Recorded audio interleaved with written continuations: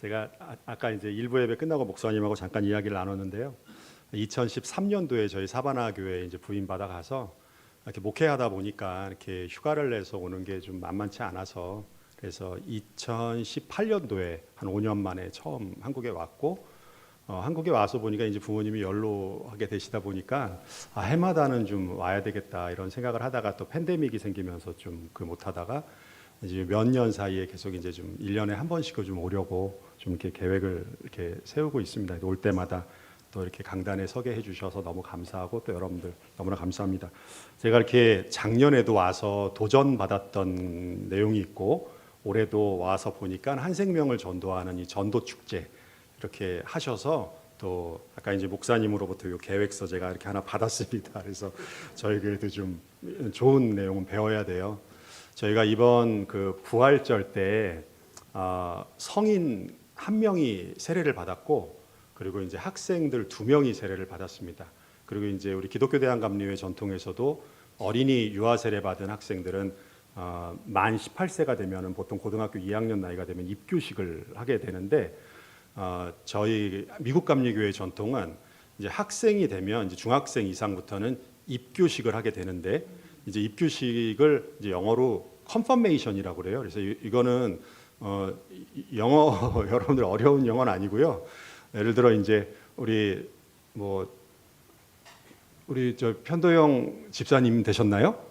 아닌가요? 아직 예를 들어 편도영 선생님 오늘 저 PPT 컨펌했어? 이런 거 있잖아요. 컨펌 하는 거예요. 그래서 내가 만들었는데 컨펌했어요? 그러면은 네, 컨펌했습니다. 그래서 컨펌이거든요. 그래서 내 믿음을 예전에는 내가 어렸을 때는 부모의 믿음으로 우리가 세례를 받았는데 이제 중학생 이상이 되면서는 내 믿음을 내 신앙을 내 믿음의 고백으로 확증하겠다는 거거든요. 그래서 컨펌한다는 거예요. 그래서 컨퍼메이션이라고 그러는데 그게 보통 10주에서 12주 공부를 해요. 그래서 부활절 전후로 해서 한 10주, 12주. 그래서 저희 교회는 한 10주. 이번에 8명 대상자로 해서 교육을 받았는데 6명은 어린이 유아 세례를 받은 학생들이었고 2명이 이제 세례를 처음 받아서 이제 세례 및 이제 입교식을 했고요. 이제 성인 세례를 한 명이 받으셨는데 그분이 40대 초반이세요. 현대자동차에서 근무하시는 분이신데 한국에서는 교회를 안 다니신 분이셨어요. 그래서 아내는 교회를 다녔는데 남편은 워낙 이제 일이 바쁘다 보니까 한국에 있을 때는 교회를 안 다녔는데 미국에 와서 주재원으로 와서 한 2년 정도 이제 우리 교회를 다니다가 이번에 세례받기로 이제 결단을 하신 분이세요. 근데 그분이 원래는 작년에 세례를 받으시려고 했었어요. 그래서 이제 그렇게 다 계획을 하다가 한 영혼이 구원받는 게 정말 어렵다는 걸 저도 생각했던 게 딱 세례받기 임박해가지고 그분이 목사님 저 이번에 못 받겠습니다 그러시더라고요. 제가 푸시할 수 없어서 강요할 수 없어서 준비되시면 받죠. 그래서 이제 이번에 받으신 거예요.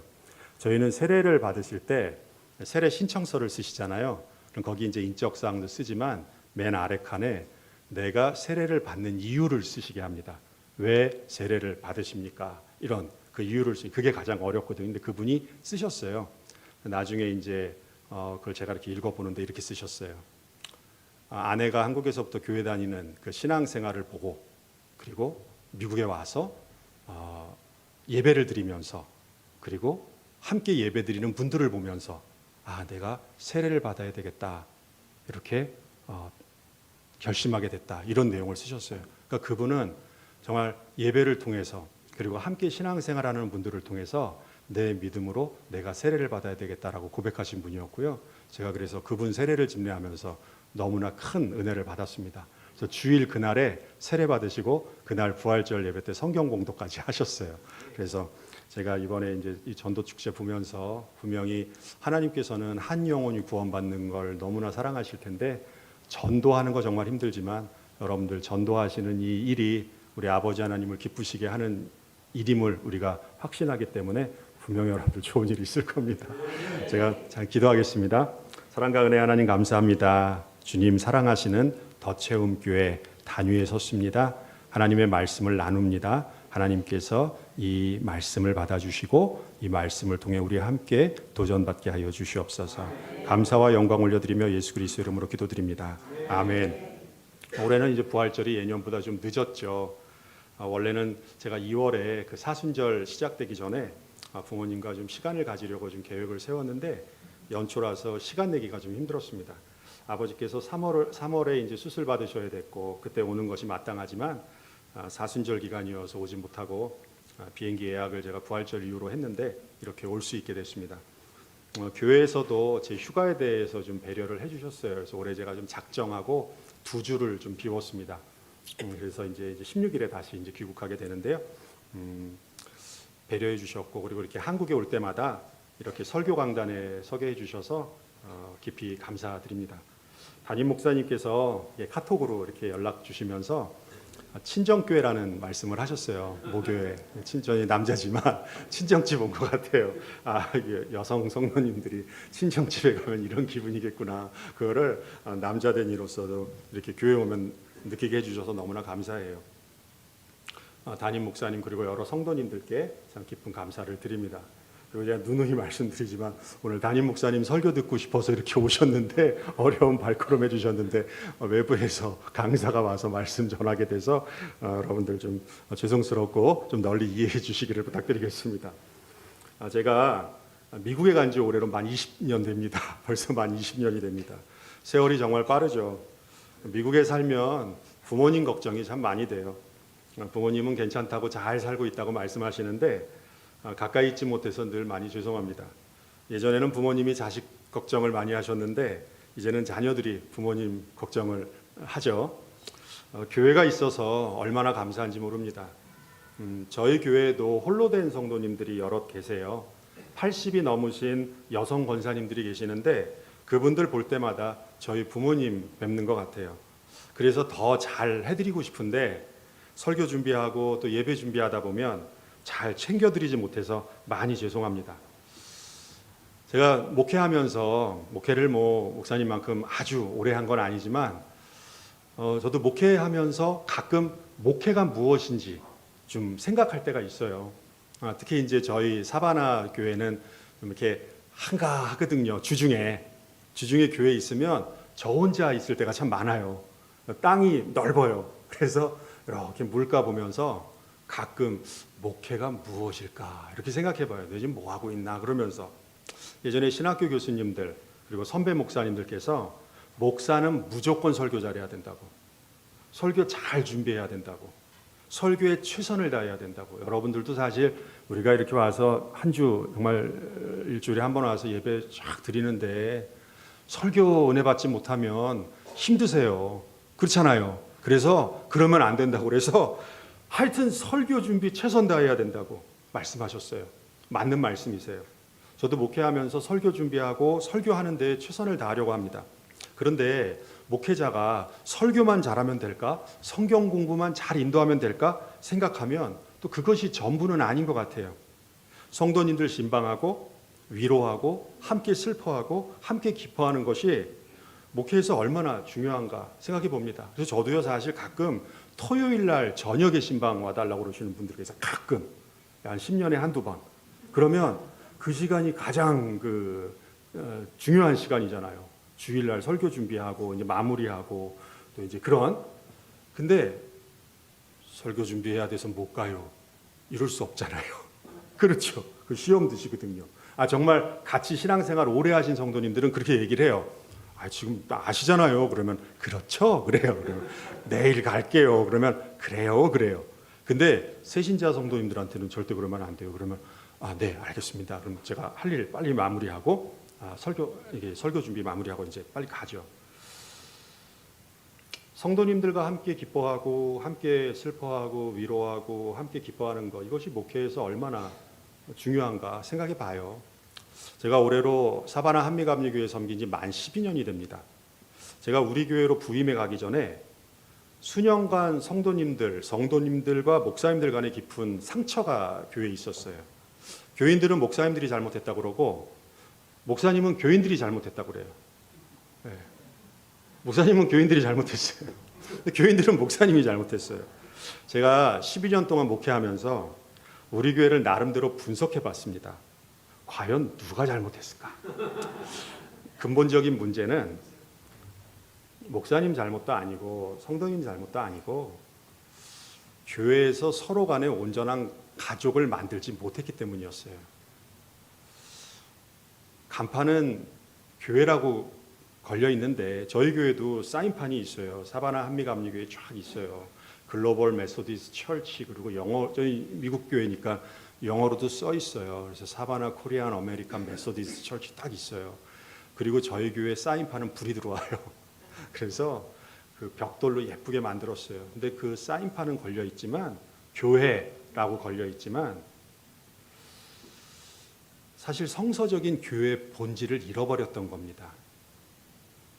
서로 간에 온전히 가족을 이루지 못했기 때문에 주님의 몸된 교회 안에서 분쟁이 끊이지 않았던 거예요. 제가 우리 교회에서 여러 번 이야기한 말이 있습니다. 제가 더체험 교회 강단에서도 이 재단에서도 한 번 정도 말씀드렸던 것 같아요. 이 세상에 문제 없는 교회 없습니다. 이 세상에 문제 없는 교회는 없어요. 많은 교회들이 교회가 직면한 문제들로 인해 위기에 처합니다. 그리고 어려움을 겪습니다. 그런데 은혜로운 교회는 그런 문제를 온 성도들이 함께 기도하며 은혜롭게 해결해 나가요. 그 문제를 은혜롭게 해결해 나가는 교회가 있고요. 그 문제 앞에서 갈등하고 분열되는 교회가 있어요. 여기서 온 성도 안에는 목사님들도 포함되는 겁니다. 제가 친정에 왔으니까요. 시댁 이야기를 좀 해볼게요.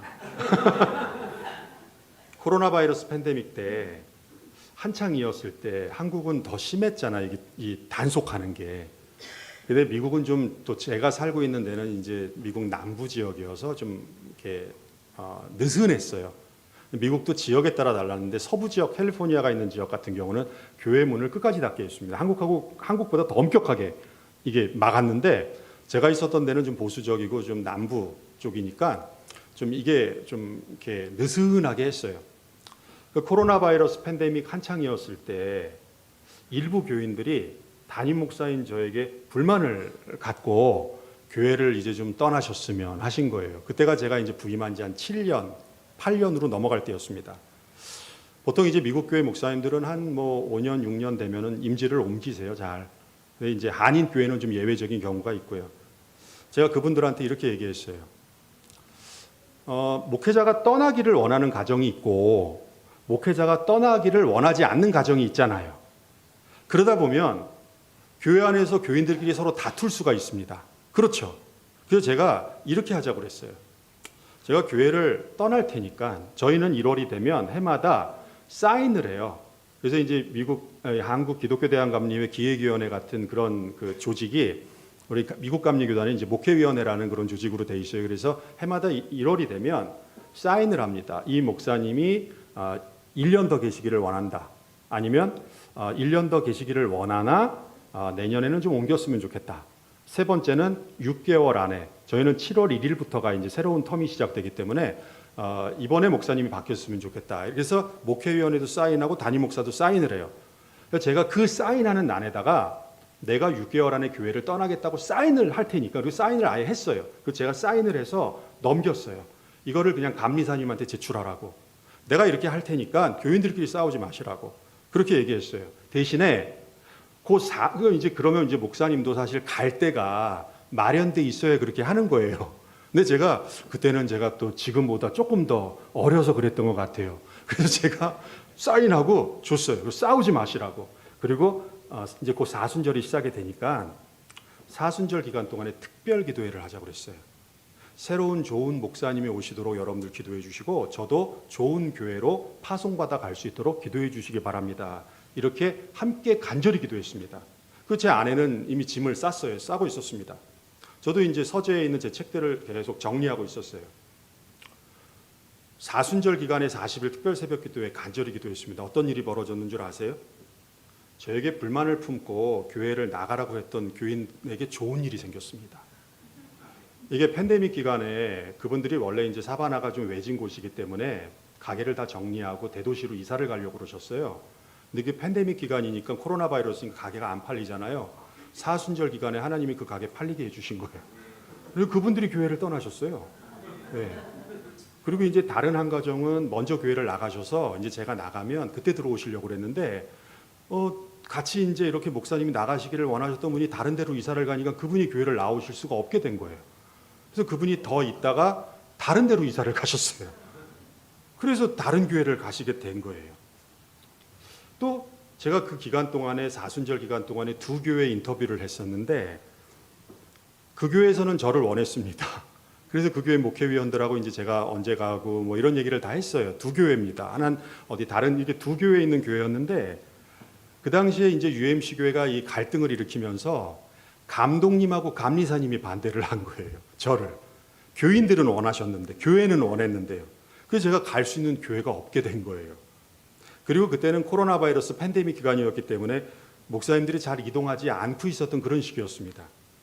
저희 지역 감리사님이 저한테 연락을 주셨어요. 그러면서 박 목사님 지금도 교회 떠나고 싶으세요? 그러시는 거예요. 갈 수 있는 교회가 지금 없습니다. 목사님만 괜찮고 교인들만 괜찮다면 저도 목사님이 이 교회 계속 섬겼으면 좋겠습니다. 이렇게 말씀하시는 거예요. 사실 두 가정 정도만 저를 싫어했고 다수의 교인들은 제가 떠나는 것을 원하지 않으셨기 때문에 저도 그런 교인들의 마음을 알고 있었기 때문에 함께 기도했고 결국엔 남기로 결정해서 지금까지 있게 된 거예요. 그 문제가 있었을 때 우리 교회 교인들이 함께 기도하셨습니다. 사순절 기간 동안 열심히 기도했는데 하나님이 응답하지 않으신 것 같아서 어떻게 했냐면 한 달 동안 더 특별 기도해야죠 그랬어요. 그래서 사순절에 40일에 또 한 달을 더 했습니다. 그리고 나온 결과가 제가 교회를 떠날 수 없게 된 것이었어요. 저는 교회는 기도하는 곳이 돼야 된다고 저는 믿습니다. 특별히 문제가 있을 때 더 기도하셔야 돼요. 물론 이제 여러분들 전 기도 많이 하실 것 같아요. 왜냐하면 지금 이제 전도 축제, 이 새생명 전도하는 축제가 막 벌어지고 있기 때문에 분명히 악한 영의 세력도 계속 방해할 거예요. 그러면 여러분들이 기도 더 많이 하셔야 되거든요. 분명히 여러분들 저는 기도 많이 하실 거라고 믿습니다. 저는 제가 힘들었을 때 우리 교인들이 저에게 어떻게 해주셨는지 생각할 때마다 전 눈물이 나요.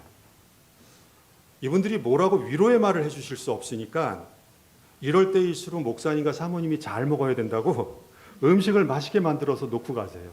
만나서 주시는 분도 있고 집 앞에 놓고 가시는 분도 있고 또 어떤 분들은 아무 말도 하지 못하시니까 그윽한 눈으로 쳐다보세요.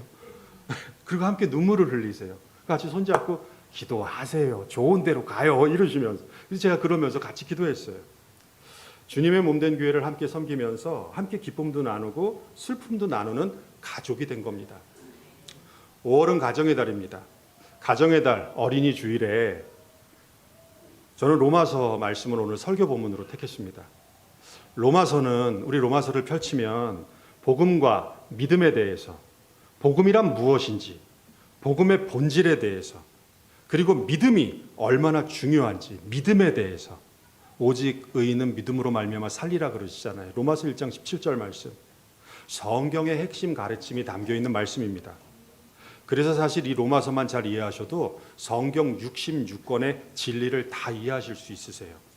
그래서 제 친구 목사님 중에는 전 교인들과 로마서 500권 읽기 운동을 하는 그런 친구도 있습니다. 그런데 이 로마서 마지막 16장을 오늘 우리가 읽으신 16장을 보시면 바울과 관계했던 수많은 사람들의 이름이 기록되면서 그들의 수고에 감사한다는 바울의 감사 인사로 로마서의 대단원을 마무리합니다. 여러분은 저는 제가 우리 교회에서도 설교할 때 이렇게 좀 질문을 좀 많이 하거든요. 근데 어려운 질문은 아니에요. 여러분은 복음의 진리의 말씀이 중요하다고 생각하세요? 아니면 사람과 사람과의 관계가 중요하다고 생각하세요? 제가 다시 한번 질문해 볼게요. 여러분은 하나님의 말씀을 잘 아는 것이 중요하다고 생각하세요? 아니면 사람과 사람과의 관계가 중요하다고 생각하세요? 당연히 둘 다 중요하죠. 그래서 바울도 로마서를 시작하면서는 하나님의 복음에 대해서 설명하고 이 복음을 믿어야 그 믿음으로 살 수 있다고 강조합니다. 그런데 바울이 복음의 핵심을 강조하는 데에서 끝나지 않고 마지막 로마서의 결론에서 바울과 관계했던 소중한 동역자들의 이름을 소개합니다. 여러분 성경책을 읽다가 사람들 이름 나오면 좀 당황하시죠. 그래서 성경을 읽다가 족보가 나오면 계속 읽기 힘들어집니다. 그래서 로마서 16장이 족보는 아니지만 처음 보는 생소한 이름들이 등장해서 로마서 15장까지는 이 복음의 왠지 핵심 같아서 우리가 막 공부하는데 그리고 복음으로 살아가는 그 진리의 말씀을 우리가 배우는데 로마서 16장으로 바뀌면서 바울과 함께했던 고마운 사람들 나오니까 고맙습니다, 땡큐 하고 끝내면 될 것 같아요. 그래서 16장은 그냥 무시하고 지나가는 경우가 많습니다. 여러분 혹시 기억하실지 모르겠는데요. 제가 몇 년 전에 와서 설교했을 때 로마서 16장 설교 본문으로 택해서 설교 말씀 전했던 거 혹시 기억하실지 모르겠어요. 제가 왜 로마서 16장 그때 본문으로 택했냐면 지금도요. 저에게는 동인천 감리교회, 인천 만나 감리교회 그리고 더체험교회 성도님들이 저에게 고마운 분들이시기 때문입니다. 저에게도 사도 바울처럼 목회를 마무리하는 시점에 제가 소중한 글을 쓰게 된다면 제 책의 결론 부분에 특별히 감사하고 싶은 분들의 이름을 기록할 것 같습니다. 아마 여러분에게도 지금까지 살아오면서 고마운 분들이 있으실 거예요. 생각만 해도, 그 사람 생각만 해도 여러분 특별히 나중에 성인이 돼서 누구 손 붙들려서 교회 오신 분들은 지금 내가 그 이 때문에 지금 예수님 만나서 이렇게 참 하나님 잘 믿고 섬기고 있구나 그러면서 여러분의 가슴을 따뜻하게 해주는 그런 소중한 분들이 있을 겁니다. 마가복음 15장 말씀을 보시면 예수님의 십자가의 고난이 나와요.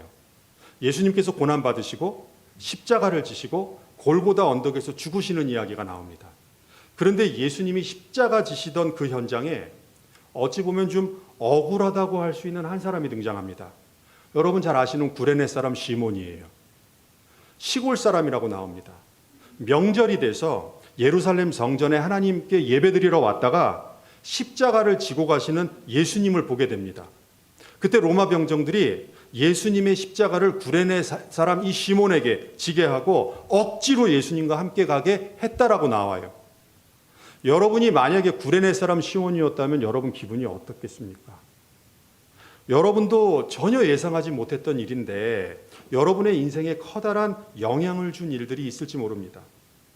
구레네 사람 시몬에게는 예수님의 십자가를 대신 진 이 사건이 그의 인생에 커다란 영향을 주었습니다. 마가복음 15장 21절에 보시면 마침 알렉산더와 루포의 아버지인 구레네 사람 시몬이라고 이 구레네 사람 시몬을 소개합니다. 시몬은 구레네라고 하는 시골 사람이었고 그에게는 알렉산더와 루포라고 하는 두 아들이 있었습니다. 특히 둘째 아들이 루포예요. 두 번째 나왔으니까 그냥 전 둘째 아들이라고 그냥 그럴게요. 여러분 이 루포를 보시면 이 이름이 오늘 읽은 로마서 16장 13절에 다시 한번 등장합니다. 물론 성경에는 요한이나 예레미야나 이런 위대한 인물들의 이름이 계속 반복돼요. 동명이인들이 많습니다만 그런데 저도 어떤 학자들의 이야기처럼 로마서 15장에 나오는 이 루포가 16장 13절에 나오는 루포와 동일인인 것 같아요. 전 그 학자들의 의견에 동의합니다. 구레네 사람 시몬이 로마 군인들에 의해서 억지로 예수님이 지고 가시던 십자가를 대신 져야 됐습니다. 예수님의 십자가를 대신 지고 갔던 구레네 사람 시몬이 이 사건을 그냥 가볍게 생각하고 금세 잊어버렸을까요? 예수님 십자가 대신 지고 갔는데 그냥 딱 다시 주고 나서 오늘 좀 운이 안 좋았나 보다. 그리고 평생 그걸 잊고 살았을까요? 제가 미국에 있는 한 학회에서 세계적으로 유명한 학자를 만난 적이 있습니다. 호텔 엘리베이터를 타고 이제 세미나장으로 가기 위해서 엘리베이터를 딱 내려가는데 어떤 중년의 중후한 미국 사람이 머리가 좀 이렇게 벗겨졌거든요. 탁 들어오는 거예요. 딱 봤는데 전 그분을 알겠더라고요. 제가 한국에서 신학 공부할 때 제 책에 나왔던 그 스테니 하워스라고 하는 유명한 기독교 윤리학자인 거예요. 딱 들어오는 거예요. 제가 순간 얼어서 닥터 스테니 하워스 입에서만 맴돌고 그냥 그랬어요. 그러니까 헬로우 How are you? 그랬어요. 그랬더니 그게 웃으면 그분도 알죠. 책으로 나를 아는구나. 그러면서 자기 학교 학생은 아니고 그러니까 Fine, thank you. And you 그러잖아요. Thank you 그랬어요. 그리고 같이 그냥 쭉 내려. 저 뒤에 얼어가지고 오고 있고. 아주 잠깐이었는데 그때가 2008년도 1월로 전 기억하거든요. 그때 그 학자와 엘리베이터 탔던 그때를 지금까지도 전 생생하게 기억합니다. 우리 목사님들은 21세기 목회자 그 책 쓰신 윌리엄 윌리몬이라고 하는 일부에 그때 갑자기 생각이 안 났는데 어느 회의를 갔더니 윌리엄 윌리몬이라고 하는 그 목사님이 계시는 거예요. 그분은 지금 듀크에서도 학생을 가르치는데요. 그분이 계시는 거예요. 제가 그때는 2011년도인데 그랬어요. 닥터 윌리엄은 Can I take a picture with you? 그랬어요. 사진 같이 찍어도 되냐 그랬더니 sure 그러더라고요. 그래서 같이 사진 찍었어요. 그랬더니 옆에 있는 목사님들이 막 웃으면서 아유 이 사진을 찍냐고 그래서 이거 기념된다고. 나 그분하고 사진 찍었어요. 그거 아직도 기억에 남습니다. 그분들이 세계적인 석학들이거든요. 아주 잠깐이었어요. 그때를 아직도 지금까지 생생하게 기억합니다. 살아있는 사람들인데도요. 근데 구레네 사람 시몬은 인류의 구원자이신 예수 그리스도의 십자가를 대신 졌습니다. 그 십자가가 무슨 십자가예요? 우리들이 찬송으로 고백하는 십자가, 험한 십자가, 갈보리 십자가, 우리가 고백하는 그 십자가입니다. 그 십자가를 구레네 사람 시몬이 아주 잠깐이었지만 구원자 예수님 대신 지고 갔습니다. 이게 얼마나 영광스러운 일이었을까요? 하나님께서 구레네 사람 시몬의 집안을 축복해 주셨을 것이라고 저는 믿습니다. 무엇보다도 구레네 사람 시몬의 집안은 오늘 로마서 말씀을 보시면 주 안에서 택하심을 입은 집안이 됐다고 이렇게 기록하고 있습니다. 주 안에서 택하심을 입은 루포와 그의 어머니에게 문안하라. 루포는 초대교회 지도자가 되었고 사도 바울의 든든한 동역자가 되었습니다. 바울이 루포의 어머니가 곧 내 어머니라고 말하고 있습니다. 여러분은 친구의 어머니에게 어머니라고 잘 부르세요? 제 친구 중에 저희 어머니에게 어머니 그렇게 부르는 친구들 좀 있는데 저는 그게 잘 안 돼요. 이게 성격적인 게 있어요. 그래서 사실 성경을 보면 바울도 그런 성격의 사람은 아닌 것 같아요. 사도행전 15장에 보면 그 유명한 바나바와 바울이 갈라서게 되는데 마가라고 하는 젊은 청년 때문에 갈라섭니다. 사도행전 15장에 여러분들 아시죠? 바나바와 바울은 서로 싸우면 안 돼요. 왜냐하면 바나바가 교회 어른인데 사울을 이 초대교회에 소개해 줬어요. 이 사람 내가 보증할 테니까, 이 사람 예수님 만났대, 다메섹에서 만났대, 내가 보증할 테니까 이 사람 초대교회에서 받아줘 그랬어요. 그러니까 초대교회 지도자들이 뭐라 그래요? 저놈 저 거짓말하는 거라고. 저 얼마나 그동안 예수 믿는 사람들 죽였냐고. 근데 바나바가요 얘기한 거예요. 내가 보증할게. 근데 바나바가 워낙 이 존경받는 어른이니까요. 초대교회에서 바울을 받아주잖아요. 사울을요. 그래서 바나바와 바울은요. 정말 스승 제자처럼 함께 선교 다니면서 복음을 전했습니다. 바울은 절대 바나바가 하는 말은 거역하면 안 돼요. 그런데 이 둘이 두 번째 선교 여행 가려고 그랬는데 바나바가 야, 내 조카 마가 있는데 마가 또 데리고 가자 그래요. 그러자 바울이 안 됩니다 그럽니다. 안 됩니다. 왜냐하면 1차 선교 여행 갔을 때 이 마가가, 이 청년 마가가 선교 여행 도중에 힘들다고 밤빌리아에서 선교팀을 떠나 집으로 돌아갔던 일이 발생한 거예요. 여러분도 우리 교회도 선교 가시잖아요. 우리 이봉성 교사님 계시지만 인도네시아 관광지 많죠. 발리가 인도네시아인가요? 근데 선교 가면 발리 가나요? 선교지 외지 가죠. 그래서요 선교 여행 가면은 말이 선교 여행이지 선교지 가시면 다 고생하십니다. 왔다 갔다 하시는 것도 힘드세요. 정말 선교지에서 선교하시는 선교사님들 정말 너무나 고생 많으세요. 힘들어요. 근데 힘이 드는 건 바나바도 힘이 들고 바울도 힘이 듭니다. 근데 이 젊은 마가가 1차 선교 여행 가서 예를 들면 인도네시아 선교 갔는데 목사님 나 너무 힘들어요. 나 비행기 타고 가야 되겠어요. 그리고 간 거예요. 선교 여행팀, 이 선교팀들 분위기가 확 틀어진 겁니다. 마가 때문에. 이런 일이 1차 선교 여행 때 있었던 거예요. 마가가 좀 부잣집 도령이거든요. 마가의 다락방. 그 마가의 다락방 그 마가니까요. 바울이 이 사건을 마음에 두고 있었습니다. 저놈, 끈기 없는 놈, 부잣집 도령. 네. 그래서 다음부터는 내가 저놈은 안 데리고 간다 이거예요. 여러분도 어떤 사람 생각할 때 그 사람이 이 일을 하면 안 돼. 절대 안 돼. 그럴 때가 있을 겁니다. 그럴 때 어떤 사람이 그를 데리고 가야 된다 그러면, 그와 함께 해야 된다 그러면 서로 싸우실 수 있어요. 바울이 평소에는 바나바가 하는 말이라면 모두 찬성했는데 중요한 선교 여행 가는 일이기 때문에 바나바 말에 반대한 거예요. 마가 안 돼. 마가 1차 선교 여행 때 중간에서 포기했어. 기회 주면 안 돼, 그런 거예요. 2차 선교 여행 지금 중요한데 마가는 안 돼. 그래서 성경에 보면 둘이 심하게 다투었다고 나옵니다. 이후로 둘은 갈라서게 되잖아요. 바울은 신라를 택해서 다른 곳으로 가잖아요. 마가 때문에 바울과 바나바가 갈라서게 된 겁니다. 한 사람 때문에 둘이 갈라서게 된 거예요. 바울은요, 사람보다 일을 더 중요하게 생각하는 사람이었습니다. 절대로 다른 사람 어머니한테 나의 어머니입니다 이렇게 말할 수 있는 그런 친근한 성격의 사람은 아니었을 거예요. 그런데 바울이 예수 그리스도의 복음을 전하면서 많은 사람들을 만나면서 예수님의 십자가의 크신 사랑을 계속 체험하면서 바울이 변하기 시작한 겁니다. 마가는 절대 안 돼라고 말하던 바울이 감옥에서 디모데에게 다음과 같이 부탁합니다. 디모데후서 4장 11절 말씀이에요. 디모데야, 네가 다시 올 때 마가를 데리고 오라. 그가 나의 일에 유익하니라, 이렇게 말합니다. 순교를 앞두고 있던 바울이 죽음 직전에 마가를 찾고 있어요. 이제 세월이 좀 흐른 겁니다. 마가 때문에 평생의 은인이었던 바나바와 심하게 싸우기까지 했는데 바울이 뭐라고 얘기하냐면 그 마가가 나에게 유익한 사람이라고 말하고 있습니다. 하나님의 은혜를 깊이 체험한 바울이 변한 거예요. 마가가 훗날 마가복음을 기록했습니다.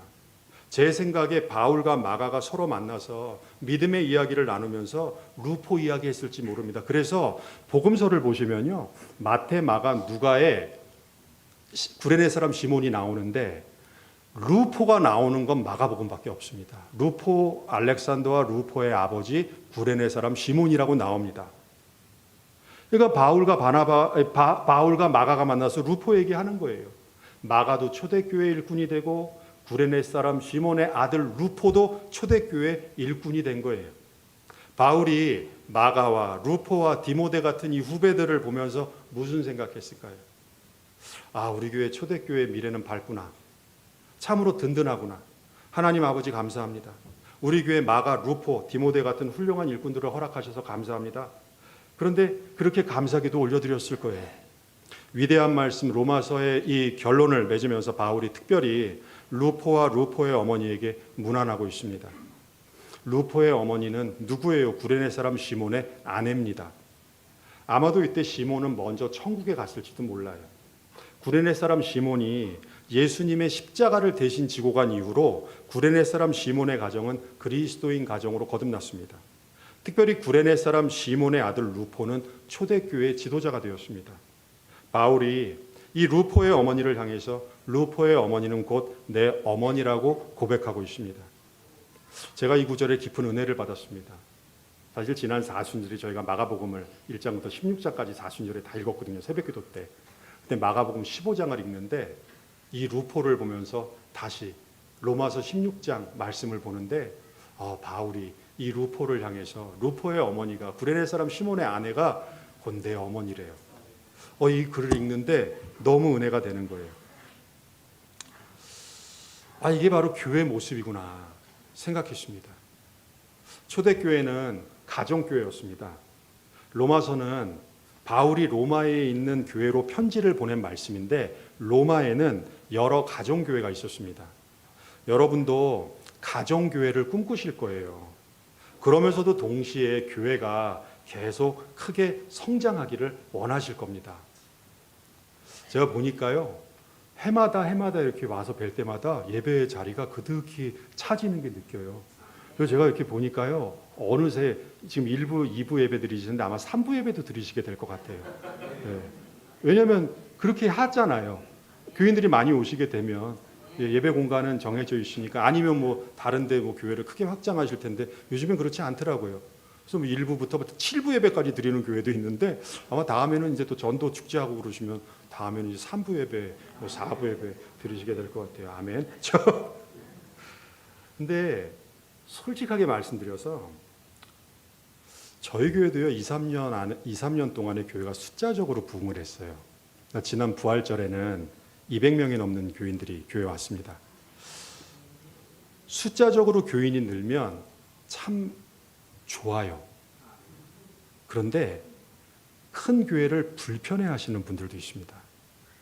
전에 제가 대형교회 부목사로 섬겼을 때 한 집사님이 교회를 나가시겠다고 말씀을 하셨어요. 저랑 같이 새가족 사역팀에서 사역을 하신 집사님이셨는데 저하고 그분하고 얘기하면서 제가 그분의 이야기를 듣고 제가 놓아드렸습니다. 그분이 저보다도 더 먼저 그 큰 교회를 섬기신 분이셨어요. 오랫동안 저보다 나이도 많으신 집사님이셨어요. 그분이 목사님, 제가 그동안 저희 부모님도 그 부모님이 그 교회 장로님 권사님이신데 제가 큰 교회 다니면서 혜택을 많이 받았어요. 근데 이제는 작은 개척교회가 하나가 생겼는데 20명도 안 모입니다. 제가 그 교회 가서 봉사하고 싶어요 그러시는 거예요. 제가 그분의 이야기를 듣는데 감동을 받았습니다. 정말 그분이 20명도 안 모이는 작은 교회로 가셨어요. 그분을 우연히 10여 년 만에 만났는데 집사님 아직도 그 교회 다니세요? 그랬더니 권사님 되신 거 아니에요? 그랬더니 60이 한참 넘으셨는데 아니에요. 저 아직 집사예요 그러시는 거예요. 근데 그 교회 다녀요 그러시는 거예요. 교회는 여전해요 그랬더니 여전해요 그러더라고요. 작은 교회 계속 섬기시는 거예요. 가정교회에서 예배를 드리면 목사님부터 온 교회 성도님들이 다 알죠. 한마디로 한 가족이 될 것 같아요. 그런데 여러분들 사실 교회는요, 개척교회든 아니면 대형교회든 한 가족이 돼야 됩니다. 만약에 한 가족이 아니라면 그 교회는 더 이상 교회로서 온전한 기능을 할 수 없을 겁니다. 12시가 넘어서 시간이 이제 5분이 됐는데요. 저는 날짜를 보고 온 건 아닌데 내일이 어린이날이고 6일이 또 연휴더라고요. 그래서 연휴니까 조금만 더 하겠습니다. 거의 이제 결론으로 가고 있습니다. 최근에 저희 아버지께서 큰 수술 받으셨어요. 그리고 몇 주 전부터 이제 항암 치료 시작하셨어요. 그리고 어머니께서 오늘 예배 못 오셨는데 저 오기 전날에 의자에 올라가셨다가 넘어지셔가지고 몸이 지금 많이 불편하세요. 겨우겨우 일어나세요. 부모님이 연세가 드시고 잦은 병치레를 하시면서 몸이 많이 약해지셨습니다. 제가 멀리 살기 때문에 늘 불효하고 있습니다. 그때마다 담임 목사님 그리고 우리 사모님께 참 깊은 감사를 드려요. 목사님께서 신방해 주시고 기도해 주시고 위로해 주시고 또 성도님들께 깊은 감사를 드립니다.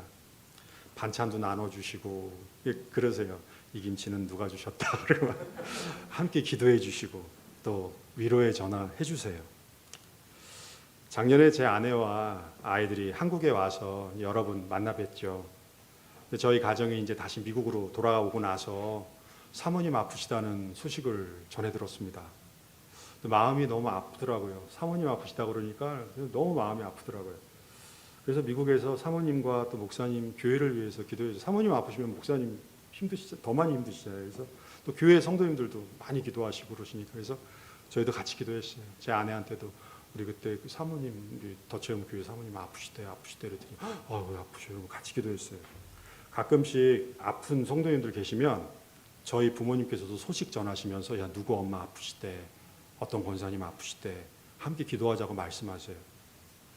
저도 제가 섬기는 교회에 아픈 교인들이 있으면 부모님께 연락드려 어머니 저희 우리 아버지 우리 어떤 권사님 아프신데 기도해 주세요 그래요. 교회가 없었다면 어떻게 살아갈 수 있을까 생각합니다. 결국 복음과 믿음은 관계의 문제라고 저는 믿습니다. 하나님과 나와의 관계, 주님과 나와의 관계, 성도와 목회자와의 관계, 교인 서로 간의 관계를 통해 복음이 전해지고 복음이 확증되고 믿음이 자라고 믿음이 고백됩니다. 제가 설교 시작하기 전에 우리 교회 이번에 세례 받으신 40대 초반의 그 남자 성도님 말씀드렸죠.